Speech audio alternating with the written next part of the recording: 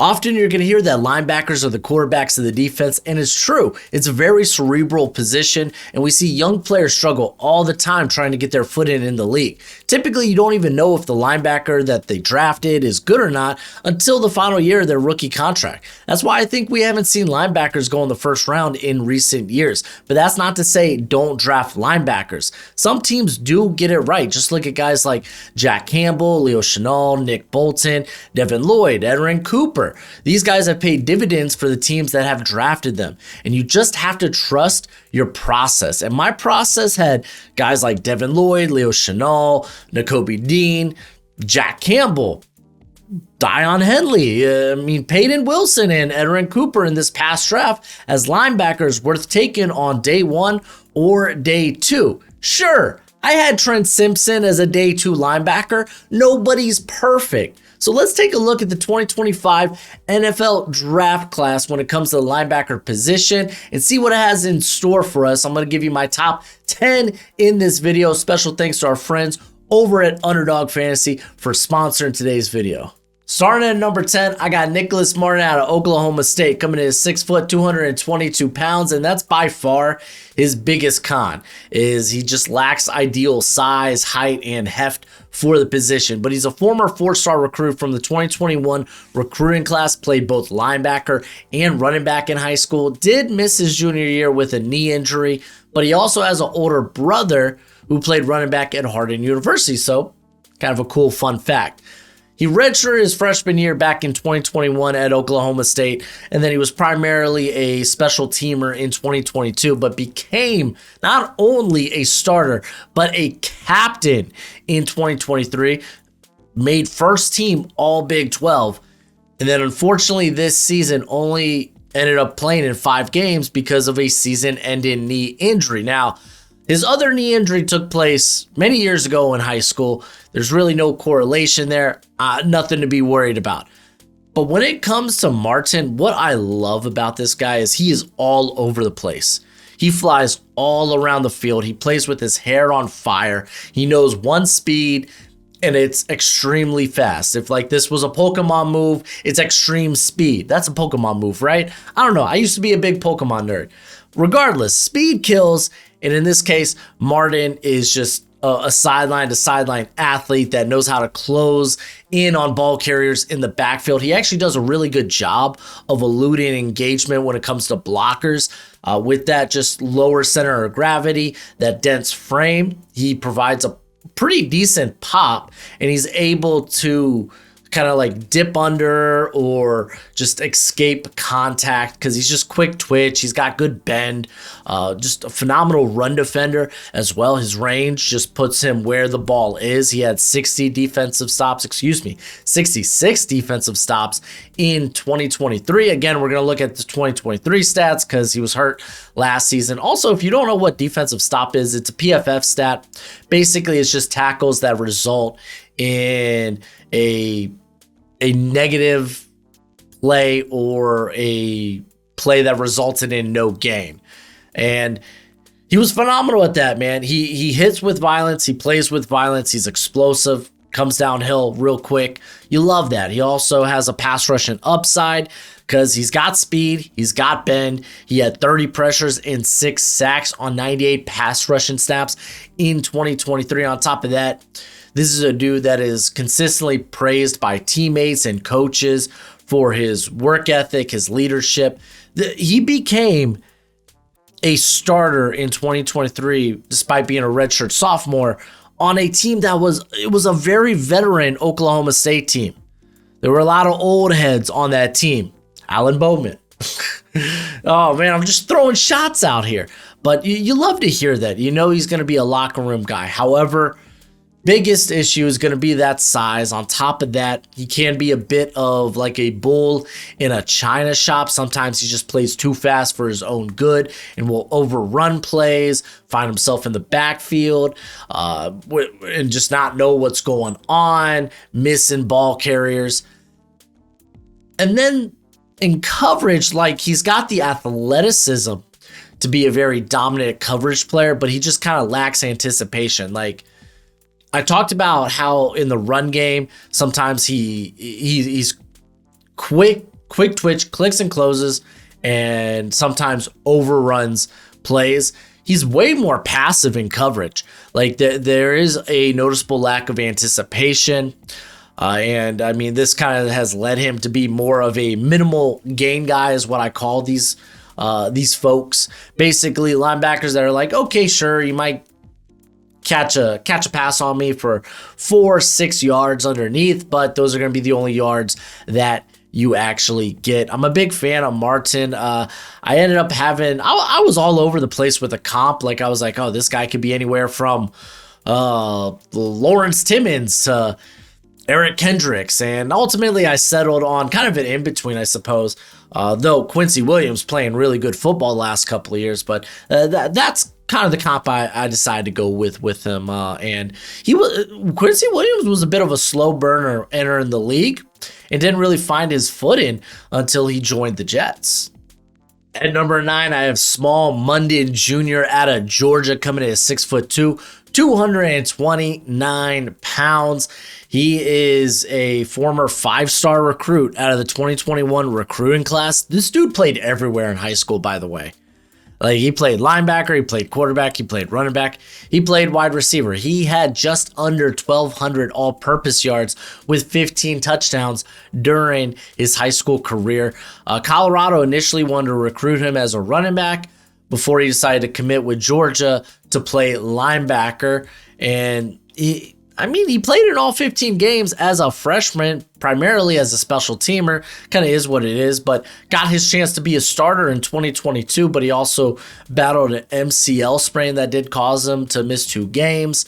And then in 2023, played in all 13, started 11, opted out of the bowl game, and ended up being a first-team All-SEC. Don't quite remember why he decided not to declare. Kind of is what it is, but coming into this year, prior to the season, he was arrested for reckless driving, which seems to be a Georgia thing, I suppose. And this is a big character red flag considering it's Georgia. Like, you would think it would be a bit more concerning since Georgia has had a problem with players driving recklessly or driving under the influence. I mean, Mundin literally saw a teammate of his just die a few years ago to reckless driving and drunk driving. So, like, this mistake just kind of means more given what has happened and transpired there at Georgia. So, for me, that did raise a bit of a red flag. Anywho, he ends up playing 10 games in the season with 8 starts, didn't miss the middle part of the season with a stress fracture in his foot. But when it comes to the prospect, there's a lot to like here. He is long, he is fast, like stupid explosive, flies all over the field, has that sideline ability, very fluid mover, very oily hips. However, like, despite how good of an athlete he is and having close to 33-inch arms, you would expect some more splash plays and coverage. Like, you just would, right? Like, that number has just never really gone up. Only had 1 pass breakup this past season. But it's not like, okay, he subbed like 230, but he plays with great energy, great physicality. He comes downhill with, like you're going to hear this a lot, with his hair on fire, comes downhill with a head full of steam. He plays a physical style. He wants to take on ball carriers head on. He has the length to be a sure tackler, which he has been. I mean, over his career, 7.8% missed tackle rate. He's been a sure tackler, but he also brings some pass rush upside just because he's got a quick first step. He's got some length to him. He's a nightmare either coming off the edge or shooting gaps, and just, again, plays with all that energy. If you go over the last 2 seasons with him, he has 36 pressures and 8 sacks on 167 pass rushing snaps. So, love to see it. Needs to continue to add strength to that frame. Just hold up to power a bit better so he doesn't get washed out of the run game. There are troubles sometimes with pursuit and disengaging. Like, he has the length and the strength to disengage from blockers relatively early. He just needs to do a better job of using those traits to actually free himself. On top of that, just doesn't always take the best angles to get to ball carriers. But love the prospect. Probably would be at the back end of the third round for me, if not for that reckless driving red flag. I'll be back with the rest of the video. I just got to give a shout out to my friends over at Underdog Fantasy. When you download the app, sign up using promo code Broshmo. They will match that first deposit up to $1,000 dues. It's the best place to play weekly best ball. You can go out and do best ball drafts, which include this rookie class already. So heck yeah, but they also have fun higher or lower on player stats, or when we get to the draft, they'll have draft prompts higher or lower on where this player lands. So it's a heck a lot of fun. A heck a lot of fun. It's not just football either. They got basketball, they got baseball, they got all kinds of sports. But they have promos each and every day. That's always a fun thing to be had. But as always, you got to play responsibly. You got to play within your means. But if you do download the app and you do sign up, you already know it's promo code Broshmo. At number 8, it's Barrett Carter out of Clemson, coming in at 6 foot, 232 pounds. He's a former 5-star recruit from the 2021 recruiting class. He initially was recruited as a safety and ended up finding his spot as a linebacker. We'll talk about how flexible he's been over the course of his career at Clemson, but this is also just a good dude. Volunteers regularly at local elementary schools and with our friends Chris, which is an organization named after one of Carter's high school teammates who passed away because of a brain tumor. So again, just sounds like an awesome dude. But he arrives at Clemson, plays in every game, has one start, but he was basically splitting time between in box and in the slot, kind of playing this overhang safety role. And then in 2022, he started all 13 games, did miss a game with a concussion, but was primarily playing more of a traditional linebacker, was a first team All ACC. In 2023, started 12 games, did miss one with an ankle injury, made second team All ACC, and then he returned to first team All ACC status, started all 14 games this past season. And you look at the testing, and I'm shocked. I thought he would have tested a little bit better because on tape, he is a fast athlete, like ridiculous, like nutty explosiveness, real quick trigger, scary closing speed, has a variety of different ways he can defeat blocks. And I mean, that's just reflected in what he has done as a pass rusher or a blitzer over the last 3 seasons. 61 pressures, 13 sacks. This is all on 264 pass rushing snaps. Dude is nuts. You see that speed in coverage as well. Just great pursuit speed, whether it's in the run game or a guy who is trying to get yards after the catch in the passing game. And he's someone that you've been able to move around. Like, he's got a lot of slot snaps to his name. You go back to 2022, where he was still playing a bit of an overhang safety role, and he had 331 snaps in the slot. But he's got a great feel for coverage, man. He's made splash plays in the past, and like he had 4 pass breakups this past season. If you want to go back to last season, 3 pass breakups and an interception. So he's got some plays on the ball in coverage. And it's really more his feel for zone, right? He's very disciplined when dropping into zone. He shows good recognition to kind of pattern match and pass off assignments that come through his area. He's able to locate where the ball is going to be and does a good job to kind of squeeze the cushion between him and the pass catcher. I mentioned the block shedding a little bit earlier, and he's got some length to him with 32 and 3/8 inch arms. And he's surprisingly pretty strong to the point of the attack. A lot of that probably has to do with just, he's 6 foot, just natural lower center of gravity, gets good leverage all the time. However, it doesn't mean he is a perfect prospect. Tackling technique ain't all that great. I know this past season, 10% missed tackle rate, that's pretty good. But it's this dive and drag type of style that's not going to be as consistent in the NFL as it was in college. He's going to have to do a better job trying to like put himself through the ball carrier.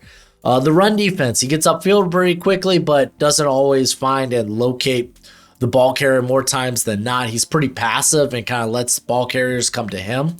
So someone who's not necessarily going to shoot gaps, find the ball carrier, and create a negative play in the backfield. The hands could be a little bit more active during engagement. Sometimes he plays with them pretty low, but again, I'm kind of nitpicking here. I think at the end of the day, man, he's a pretty solid prospect. I got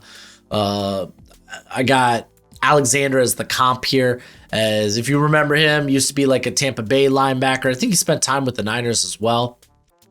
But he was a very good coverage linebacker during the course of his career. And that's kind of where I see Carter, at least early in his career.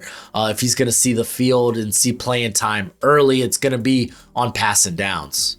At number 7, I have Shamar James out of Florida, coming in at 6'1", 222 pounds. I don't have a specific age on him, but he's a 3-year collegiate player. He's probably 21.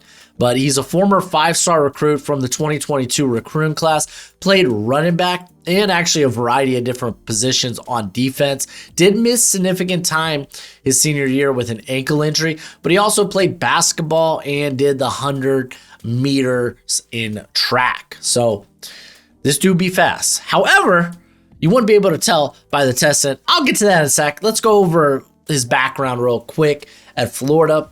He played in all 13 games with 4 starts. As a freshman, made the freshman All-SEC team.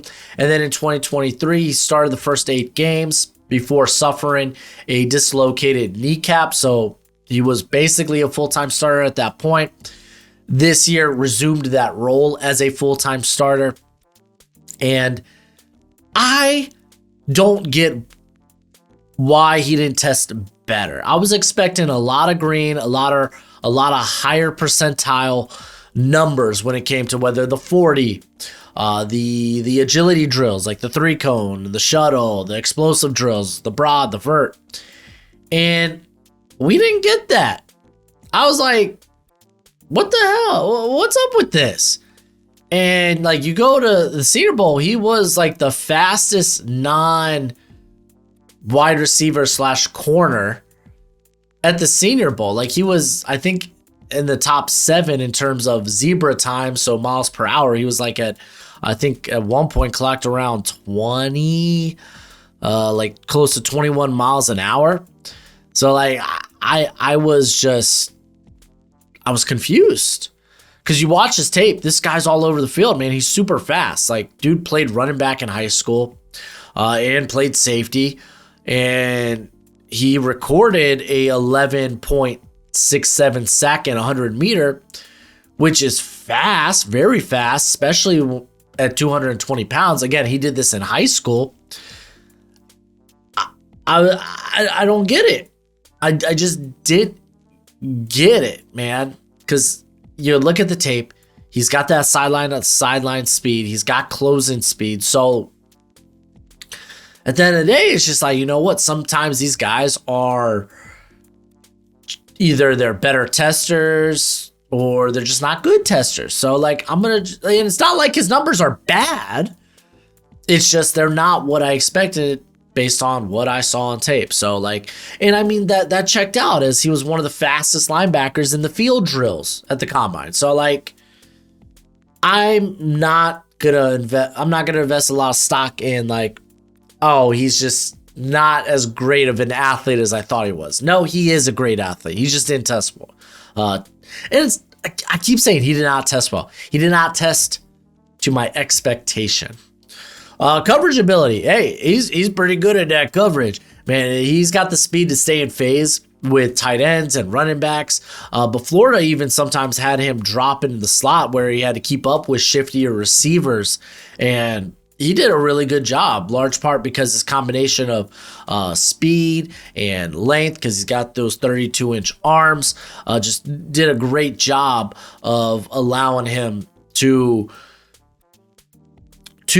basically lay hands on the wide receiver, but at the same time being able to make up ground if he were to lose a step, man. He's just a very comfortable player in space. The run defense is pretty solid, man. He does a great job of diagnosing what's in front of him.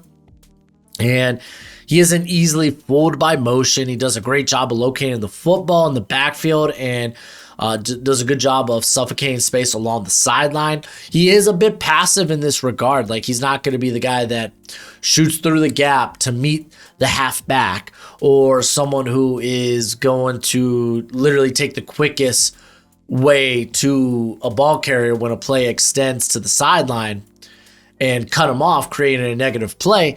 He's really going to just kind of push the play to the sideline, minimizing the room that the run back has, or he's going to sit in a gap and wait for the run back to come to him. So, like, it allows him to kind of like square up and prepare, because he's a relatively, I don't want to say he's a relatively solid tackler, but like, he's got good technique.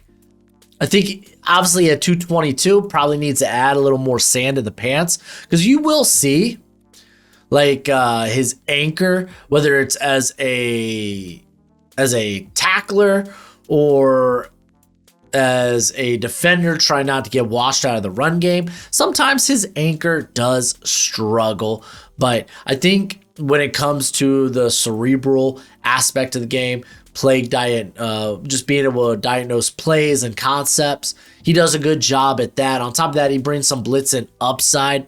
Like, he knows when to time his blitzes. Very good delayed blitzer. Pairs that up with really good closing speed.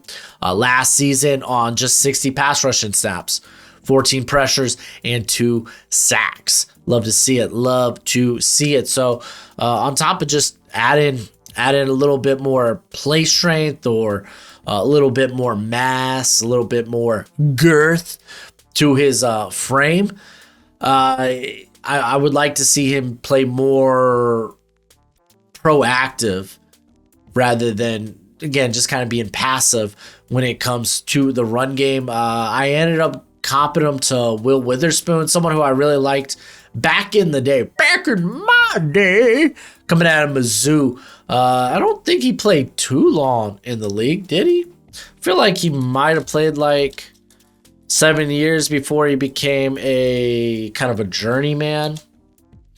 Let me just confirm this sucker, because now I'm curious.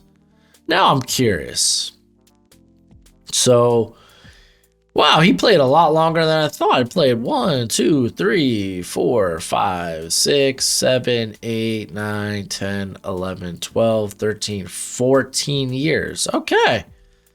Hell yeah, that's a solid career. Played through his first so essentially, okay, he had probably like 7 years of being a very viable starter, and then after that, like, he had moments here and there, but he was more of an old head at that point. But nonetheless, dude, big fan of Shamar James. Have him on in this, like, if he goes in the 3rd round, I'd be okay with it. I have him, though, as an early 4th rounder. You like the NFL draft. Matter of fact, you love the NFL draft, which means you're going to love my draft guide. If you want to know every player your team drafts or even signs as an undrafted free agent, then this is for you. My draft guide updates every day, and you'll be able to see those updates in real time as I add new evals and player backgrounds. It'll have analytics from this year and last year. It'll have the pro day and combine numbers. It'll even have my notes from the Senior and Shrine Bowl. It's a one-time purchase of $30 via PayPal, Venmo, or the Cash App. You can check out the pinned comment or the description if you want to follow those links. And when you do purchase it, please be sure to include your email, because it is a Google spreadsheet. So I'm going to require your email. Don't make me hunt it down, because I will hunt you down. I will find you, and I'll make sure you get your money's worth. Anywho, thanks for supporting the channel. At number 6, I have Chris Paul Jr. out of Ole Miss. His nickname is Pooh, like Pooh Bear, not feces. But no relation to NBA great Chris Paul. Regardless, former 3-star recruit out of the 2021 recruiting class, played running back and linebacker in high school, has 7 siblings. That's a heck of a lot. He's coming in at 6'1", 222 pounds. Started his career off at Arkansas, where he redshirted his freshman year in 2021. In 2022, he played in all 13 games and was able to start the final 2 of the season, but he was heavily used in that rotation there. Made the All SEC freshman team in 2023. Played in 11 games with 9 starts. Decided to take his talents to Ole Miss, where last year started 12 games, made second team All SEC, opted out of the bowl game because he was like, sounds like I need to prepare for the NFL. He ended up going to the Shrine Bowl. But he's a really good athlete. And I know some people look at the comp or the shades of, and they see David Long, and it's like, well, David Long was a really, really good athlete. So it's more David Long-ish. But the idea behind it's right, at least when it comes to body type, you're dealing with a shorter stature, a guy that plays with leverage, but plays all over the field. That's the thing, man. He's such a fluid and smooth athlete, comes downhill with good burst. His ability to change direction is pretty solid. He's able to flip around and make plays on the ball and coverage. With that leverage and play strength, he's actually pretty tough to deal with. Just allows him to anchor down quickly in engagement, and he just plays with that dog in him. He absolutely does. He's shown some pass rush and upside with 24 pressures, 6 sacks this past season. The run recognition's really good. He's just a menace in the run game. 54 defensive stops this past season. Does a good job of filling gaps, navigating traffic, just finding ways to get to the ball carrier. On top of that, very sure tackler. Over the course of his career, 7.6% missed tackle rate. This past year, it was 4.5%. Love to see it. Literally, the only knocks you're going to get, I think, on Chris Paul Jr. is, or at least has to do with his lack of length, lack of height, lack of size. You're going to look at 222 pounds and think, man, if only he had more sand in the pants, maybe he doesn't get washed out of the run game. Not like he did in college. Like, that wasn't something you typically saw, like him getting pushed out of the run game. But it's going to be concern at the NFL. I think it's a fair concern. But there's just so much to like about him as a player and just the energy that he plays with that I'm willing to bet on him at maybe early 4th or the back end of the 3rd round. At number 5, it's Jeffrey Bassa out of Oregon, coming in at 6'1", 232 pounds. This is like the first official linebacker in my top 100. He's a former 4-star recruit from the 2021 recruiting class, played wide receiver and safety in high school, was largely viewed as a safety recruit. He also played basketball and participated in track and field. Shows up to Oregon and immediately he starts to make the transition from safety to linebacker early in camp. Had 7 starts his freshman season. Love to see it. And was basically a starter from there on out. Like in 2022, played in all 13 games, 9 starts. 2023, started all 14 games, made second team All Pac-12. He was also the defensive MVP of the Fiesta Bowl, and then started 12 games this past year while playing in all 14. So a guy with a lot of starting experience under his belt, and it shows. He's the quarterback of the defense. He has a great feel for the position. He's shown, or at least he was given the responsibility of getting the front 7 into position. He's an excellent communicator and does a good job of not getting out of position himself. You saw him have those responsibilities at the Senior Bowl as well. I don't see why more people aren't as high on him, considering that it feels like the mental aspect of the game he's got tenfold. But he's also got some coverage ability. No kidding, former safety, right? But he's got solid. I think he's got a solid frame. it definitely felt more longer than it actually ended up measuring out at. I think maybe part of that is just because he's jacked to the gill. So I don't know. Maybe you're jacked and it just makes you look longer. I don't know. I wouldn't know. Never been that jacked in my life. But he does a good job clogging passing lanes. He does an effective job reading the quarterback's eyes. He displays good route recognition, the ability to jump underneath. Had 2 pass breakups this past season. And he's a sure tackler, has been his whole career. Had a sub 10% missed tackle rate this past season. There's a blitz and upside there as well, though I feel like that Oregon could have utilized him better in that regard, or at least maybe better this past season. If you look at the last 2 years, he has 36 pressures, 2 sacks, and that's only on 162 pass rushing snaps. But he does a good job of disguising, timing, and angling his blitzes. However, and I probably should have worded this differently on the overlay. I said he needs to continue to add play strength. I think he just needs to continue to add mass. That's probably the better way to put it, because I feel like at the point of attack, sometimes he can get moved off his spot, moved off his anchor. And the dude is jacked to the gill, but maybe adding a little baby weight, I think, could go a long way. He also, in coverage, this is kind of weird because he is a solid athlete. You can tell by his testing time. I mean, look at that vert, 38 and a half inches. Freaking nuts.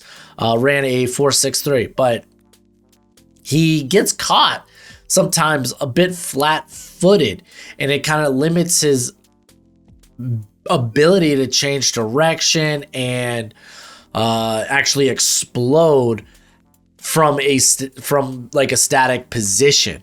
So like, I don't know, man, because it's not like lack of athleticism with him. He's a former safety, but I think it's just the combination of being maybe a bit delayed or a tick slow post snap and not necessarily playing on your toes. So like, that was something I saw that again might be just a bit of a minor quibble. I really like the Dion Henley comp. I do think Henley was a bit better of an athlete coming out. And I mean, to be fair, Henley was also someone who was raw in his game coming out. But again, these are pro comps. Like what we saw from Henley last season as a Charger, that's what I envision for Jeffrey Bassa. So don't get caught in like what Henley was coming out. I think Henley actually did a phenomenal job developing himself into a very solid linebacker in the NFL. But he was also a former, I think, safety coming out. But yeah, he ran a bit better. Bassa had the better vert, but I mean, for the most part, like the numbers aren't too crazy far apart. So I guess I'm not too worried. But Bassa coming in at number 5 for you fine folks. At number 4, it's Demetrius Knight Jr. out of South Carolina, coming in at 6'2", 246 pounds. I think he is the first linebacker on this list above 240.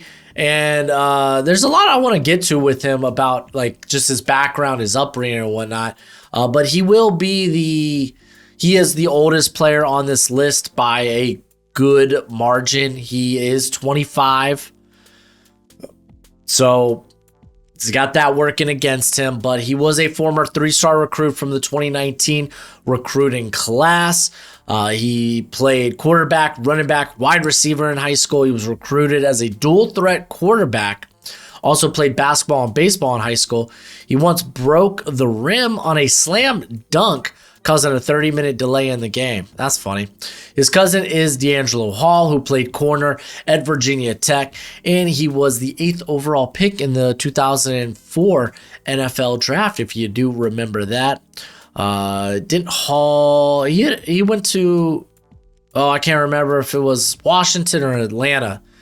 But he did play for both those teams. I can't remember who actually drafted him, though. Because you think Virginia Tech and you think Atlanta, Michael Vick. You know what I'm saying. You know what I'm saying. Knight is a distant cousin of R&B legends Gladys Knight and Aretha Franklin. What the heck? Bro. Now, let's talk about him going to Georgia Tech. He arrives at Georgia Tech in 2019, primarily a special teamer. He immediately went from dual threat quarterback to we're moving you to linebacker. In 2020, he was a backup. In 2021, he was a backup. In 2022, he played in the first 4 games, backup, but he did not play after that after Jeff Collins was fired there at Georgia Tech. So Knight decided to transfer. He ends up going to Charlotte. I forget if it was he following a former coach? I feel like he was. I don't know. Regardless, he started all 12 games and made first team all AAC. He was second in the AAC in tackles during his time at Charlotte. He also would DoorDash after games to help provide for his family because this dude's a grown man. He's married with children. Great show, by the way. So he transfers as a graduate, has his final year this past season at South Carolina, where he played in all 13 games, 10 starts.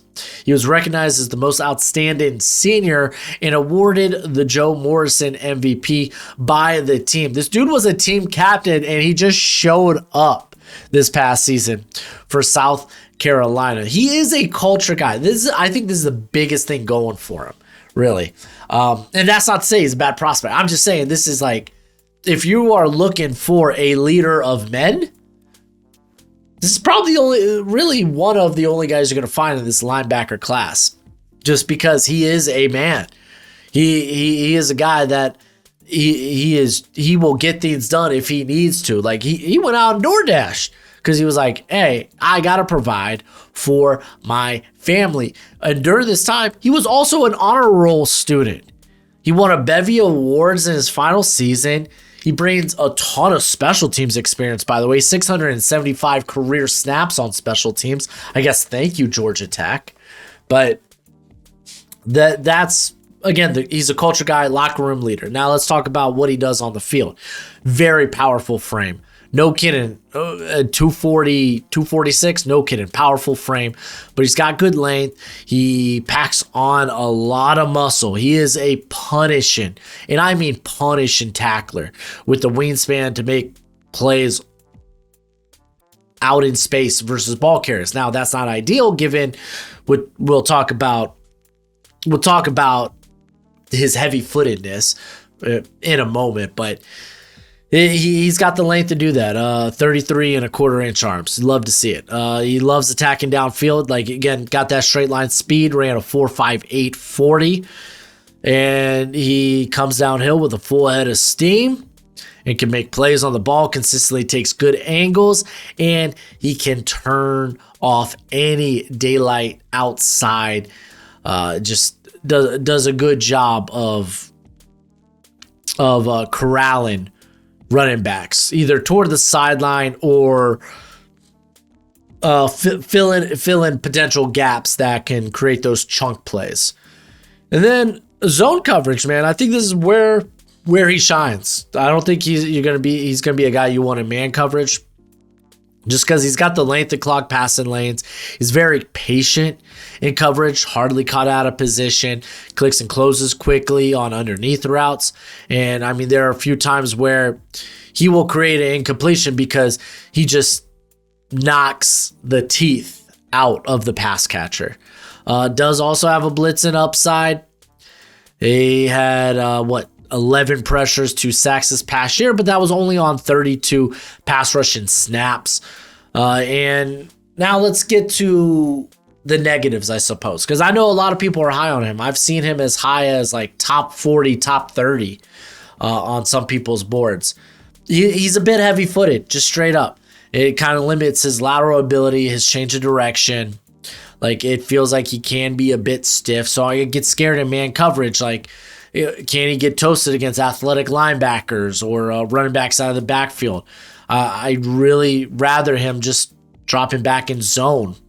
And shifty and elusive running backs, if they catch him out in space, hey, I gotta admit, sometimes it'll make me queasy. I know he's got the length, but sometimes that just ain't enough.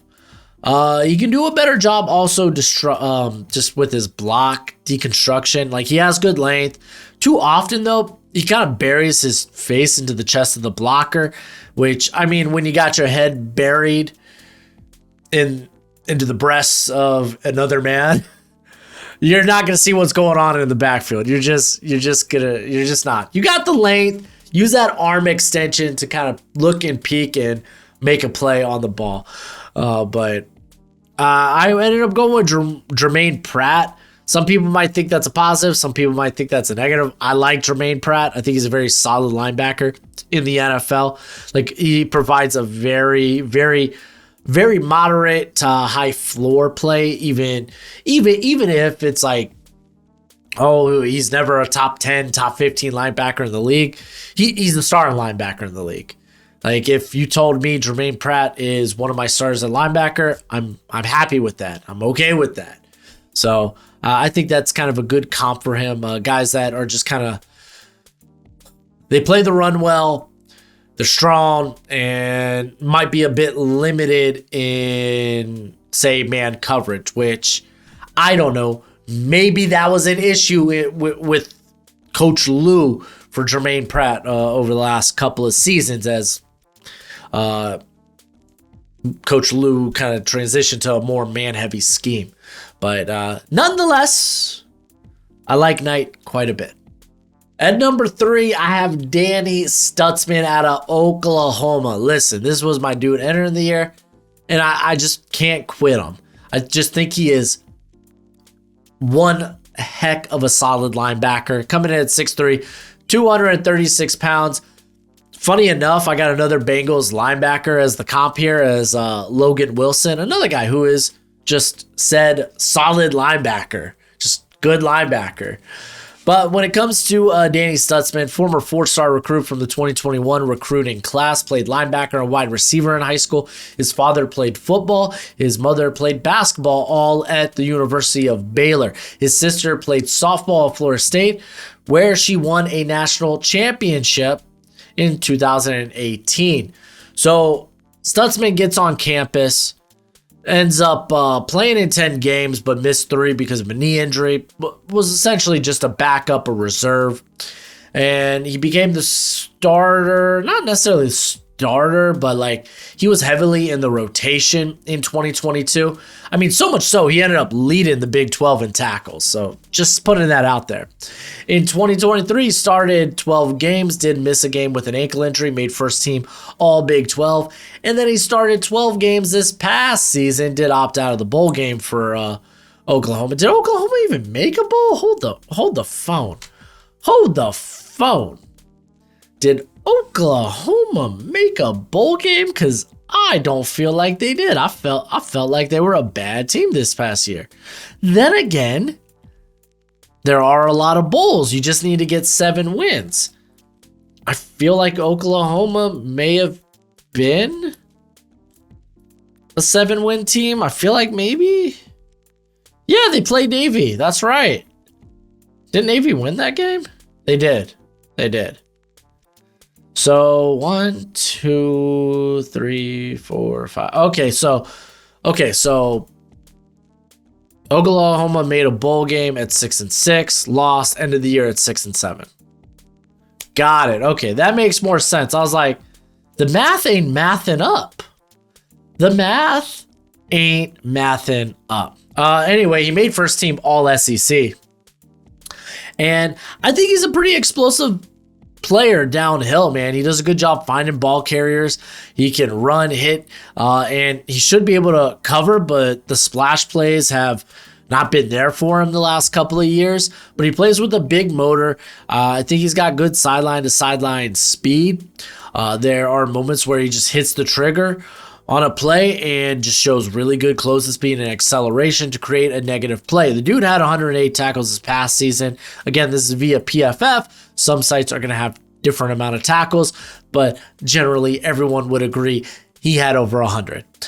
55 defensive stops, big hitter. And despite being a big hitter, he has about basically a 12% career missed tackle rate, which given that style and just the sheer volume of tackles and tackling opportunities, that's actually a pretty good number. That's a pretty good number. And I get it. He wants to, when he hits, he wants to hurt. He wants to hurt. He should have better coverage skills. He should.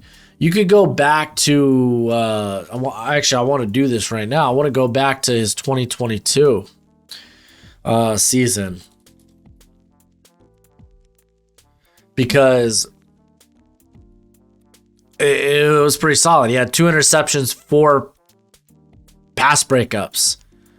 In 2023, he had 1 interception, 1 pass breakup. And then last year, he didn't record a single coverage stat, or at least when it comes to interceptions and pass breakups. Like, he very much became a minimal gain type of guy, which I was like, man, I know he's got that nose for the football. Like, where did it go? Where'd you go?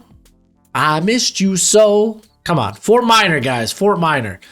Regardless, when it comes to weaknesses, I kind of already beat the dead horse when it came to a lack of splash plays. There are times where he struggles with engagement. Like, he's a capable blitzer, but he isn't someone who can necessarily consistently free himself off of blocks. He kind of needs to be schemed up as kind of the extra man or the free man on a blitz.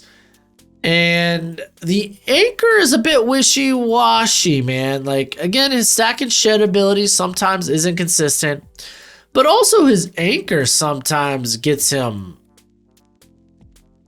knocked back in the run game. Like, it's just, I feel like if he comes across a guy with good pop, then Dunzo Funzo, man. Like, I mean, to be fair, he does a good job of being able to, like, evade blockers at the second level, but just kind of something I noticed. But, like, I'm fairly confident in Stutzman being a starter in the NFL. Might not necessarily be a high-end starter, but, like, if you told me this guy came out with, like, Josie Jewell type production, where that's okay. Honestly is, like, if he's going to be that level of starter, and I'm talking like Denver Broncos, Josie Jewell production, then it's like, I'm kind of okay with that. But I don't necessarily think there's, like, I don't think the ceiling's high. But I'm willing to say, like, Logan Wilson with the potential to be even better. But ran a real fast 40, 4.5, 240. The guy flies. At number 2, it's Carson Schweissinger out of UCLA, coming in at 6'2", 242 pounds. He is the other guy who is above 240 in this class, along with Demetrius Knight. And to be fair, Schweissinger, that's kind of what he weighed at the combine. So was that his playing weight? I feel like it was closer to the 230, but who am I to say? He is a former 0-star recruit from the 2021 class. He played wide receiver and linebacker in high school. His brother plays football at Cal Lutheran University. First time hearing that one. He decides to walk on at UCLA, earns a scholarship, redshirts his freshman season, and he has been a special teamer the last, for a good 2-year span until becoming a starter this past season. Like, this is going to be a dude with a ton of special teams experience, 569 snaps of special teams experience. But he became a starter this past season, had 10 starts, was a unanimous All-American while making first team All Big Ten. So yeah, this kind of came from left field. I don't know if this is left on the screen, but kind of came from left field. He had a big year, 133 tackles, 50 defensive stops, 4 sacks, 2 interceptions, 18 pressures, 2 pass breakups, a forced fumble. The dude was great. And He's going to have a private workout early in April. I think it's going to be like April 2nd or something. So be on the look for that. He did perform at the combine. I think on the vert, he strained his hamstring, which he's still nursing. He wants to be sure he's healthy before he goes out here and does these workouts. I don't even know if he will do the workouts when he has his private workout for teams. Might end up just being field drills. Nonetheless, though, like, you can watch the tape. You know this guy's fast. You just do. 39.5-inch vert. It's kind of nuts. But he's got range for days. He is explosive. He closes ground quickly. He plays with very loose hips, creates advantageous angles when pursuing ball carriers. Even out in space, he can handle more elusive players. The run defense is actually pretty solid, man. If unblocked, then expect an absolute car accident. Like, he hits hard. He hits with so much speed, and he does a good job of actually navigating and keeping himself clean around the line of scrimmage. He uses a strong jab to stun blockers and then just can dart by them, dip under them. He uses a pretty good wingspan as, again, a guy that looks longer than what his arm length is listed at. But I mean, to be fair, when it comes to like 31 and 5/8 inch arms, that's like what? All of like this away from like 33 inches. So who am I to say? Who am I to say? He's a consistent finisher, had a 7% missed tackle rate. Probably all them years of special teams coming into play. Play recognition's a heck of a lot better than you'd expect for a first-time starter.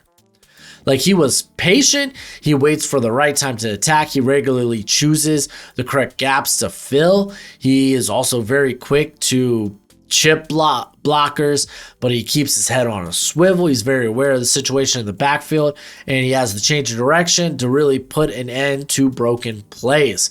That athleticism also extends to success in coverage. Like, just a great athlete that could stick with tight ends, that could stick with running backs. He's got great bursts, and he even made plays on the ball versus slot receivers. So, like, again, you just love to see this, man. You really love to see it. I will say, when it comes to, I don't want to say he's like the most disciplined. Like, he's got good anticipation and recognition, but there are times where he is undisciplined in coverage. He gets sucked in by motion. He gets sucked in by play action. And I think a lot of that just has to do with a lack of starting experience. Does have a thinner frame. Again, he was playing closer to 230 at UCLA. He's up to 242 here. So, like, I don't mind, but, like, I'm hoping that was legit, like, play strength that he added. But, dude, his development, like, keep in mind, first year starter. Prior to that, the dude was just cutting his teeth in special teams where he had a ton of experience, but this was a very good first impression in his first year as a starter. I think this is a high ceiling, high floor type of player. I played around with a potential Levante David comp, but it's like, man, who's going to come in and be a Levante David? This guy's been wonderful for like the last decade. I ended up going with Terrell Bernard, another guy that flies all around. He is a bit on the lighter side, though, compared to Schweitzer, but not much. Again, if you're considering what his playing weight was at UCLA and not at the Combine, because I think he did put on mass at the Combine, but I'm a big fan of Schweitzer. And then last but not least is number 1, Jihaad Campbell out of Alabama, coming in at 6'3", 235 pounds, currently at number 18 on my big board. So that is a legit first round grade. He was a former 5-star recruit coming out of the 2022 recruiting class, played both receiver and defensive end in high school, actually showed up to Alabama as an edge player, primarily played on special teams before making the transition to linebacker in 2023. He missed the season opener where he had to get his right knee. Was it his right knee? I don't know which knee it was, but he had to get his knee scoped out prior to the season. But he did play in 13 games with 8 starts. And then in 2024, man, started 12 games, made first team All SEC, opted out of the bowl game. And it is important to note that he had surgery for a torn labrum after the combine. So he ran and jumped on that torn labrum. Typically, timeline to recover is 3 to 6 months. Obviously, if you are, well, let's just call it, if you take part in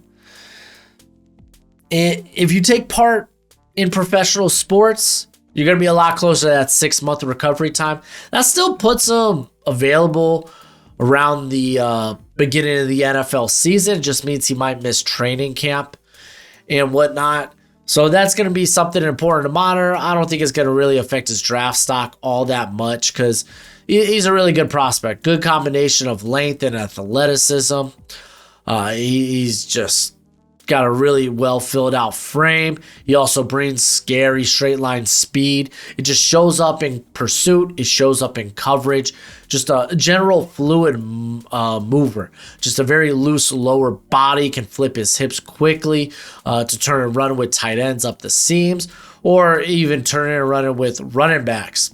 And the dude just has the length to not only clog passing lanes, but to be able to contest catches against bigger pass catchers. The tackling ability is pretty solid, 5.9% missed tackle rate this past season. And he's kind of like, you're going to like the versatility when it comes to him. And that's why I put chess piece here. Like, he's someone you could play off the edge. I think I'd rather have him more as a delayed blitzer, but he's someone that's going to be very active from a pass rush standpoint. He had 20 pressures and 8 sacks this past season. But golly, I mean, he brings a ton of special teams experience for being a 3-year player. However, again, with the good comes the bad. I feel like he should be better at disengaging from blocks. Like, he doesn't always stack and shed against bigger blockers. I'd like to see a little bit more violence in those hands. And his overall feel for coverage is still coming together. Like, the anticipation and the recognition is still a little work in progress. You can see him a tick late when dropping out into space. He isn't always cognate of what's going on around him. So if you're expecting him to consistently pass off coverages, that might not be his cup of tea as of right now. But again, this is someone who's relatively new-ish to the position. So I'm not worried about it. I'm more so looking at these tools and saying, hey, you're kind of a freak. That's why I have Tremaine Edmonds as the comp. Trey Edmonds, kind of a freak, kind of an athletic freak. I know it hasn't necessarily worked well. He's had a lot of peaks and valleys in his career, but like Campbell, I think Campbell could be a guy that can be just all peaks. You're kind of hoping and you're kind of banking on, but he ends the list at numero uno. But let me know who are some of your favorite linebacker prospects in the comment section below. We are currently in the process of pumping out these final ranking videos for y'all. And of course, we're going to end with my final big board for the NFL draft. We'll be live for all 3 days of the NFL draft. There's going to be a ton of content coming out from this channel when it comes to the NFL draft. So if you're not subscribed and we're here at the end of the video, what you doing with your life? Special thanks to our friends over at Underdog Fantasy for sponsoring today's video. But as always, till next time, you be easy, my friends. Later.